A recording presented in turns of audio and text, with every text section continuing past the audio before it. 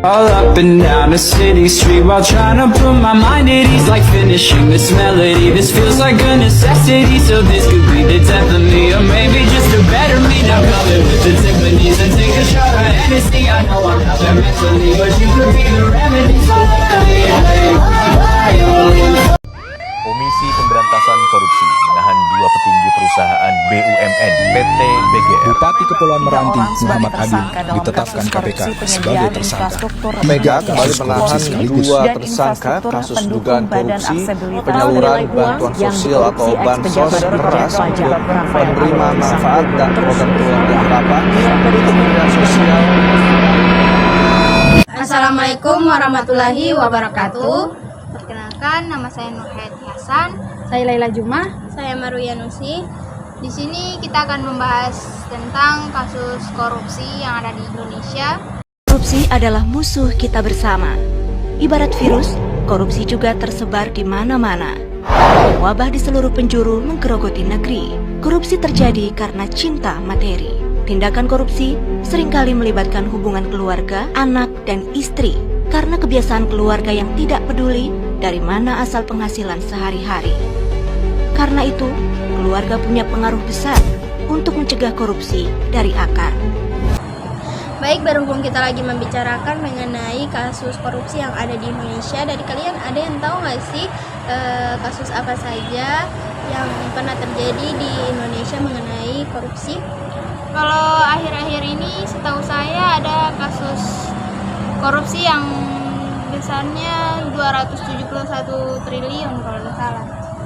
Kasus korupsi PT Timah yang menyeret suami artis Sandra Dewi Harvey Muiz yang merugikan negara hingga 271 triliun rupiah kini menjadi perbincangan hangat publik tanah air. Buntut viralnya kasus tersebut turut menuai perhatian dari Mahfud MD yang turut memberikan pernyataannya. Mahfud MD mengungkapkan bahwa mantan Ketua KPK Abraham Samad mengatakan setiap warga Indonesia bisa mendapatkan penghasilan 20 juta rupiah per bulan. Hal itu bisa didapatkan tanpa bekerja apabila sektor tambang tidak dikorupsi. Kalau saja di dunia pertambangan ini kita bisa menghapus celah korupsi, maka setiap kepala orang Indonesia itu setiap bulan akan mendapatkan uang 20 juta rupiah tanpa kerja.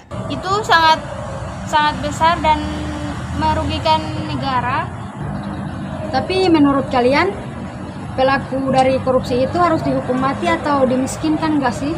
Menurut saya harus dihukum mati sih, soalnya biar orang-orang yang akan melakukan korupsi ini akan takut, akan berpikir 2 kali untuk melakukan korupsi ini.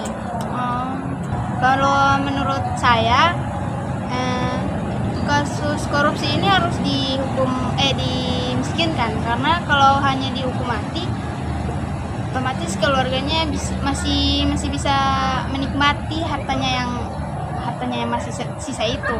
Karena kalau dimiskinkan, otomatis hartanya yang masih sisa itu bisa langsung tidak ada, mereka langsung miskin lah gitu. Tapi kalau menurut saya sih bisa dua-duanya, dimiskinkan sama dihukum mati supaya nggak ada lagi yang korupsi di negara ini. Bisa saja sih, tapi tergantung presidennya sih. Ya iya sih, kalau presidennya nggak tegas gitu, peraturan yang ada di Indonesia ini tetap gitu-gitu aja, nggak akan berubah. Ya benar sih, soalnya hukum di Indonesia ini belum terlalu kuat sehingga masih banyak orang yang melakukan tindakan korupsi. Jadi tergantung presidennya ya teman-teman. Iya. Dari pembahasan kita tadi nih tentang korupsi, menurut kalian ada solusi nggak sih untuk mengatasi korupsi ini atau bagaimana? Ya menurut saya solusi dari tindak korupsi itu ya si pelaku itu harus mengikuti hukuman yang sudah diberikan oleh pihak yang berwajib. Entah itu mau dihukum mati atau dimiskinkan, si pelaku itu harus ikut, karena itu adalah suatu tindakan yang sudah merugikan negara kita. Terus gimana sama orang yang istilahnya punya orang dalam? Ya harus tetap dihukum, karena kalau setinggi apapun jabatannya atau sehormat apapun posisinya, karena kalau dia melakukan korupsi tersebut ya harus dihukum, karena itu yang dia lakukan itu merugikan negara dan masyarakat di dalam negara tersebut. Jadi bagi kalian, pelaku korupsi itu harus ditindaklanjuti ya? Iya, harus. Karena kan mereka sudah merugikan negara ini.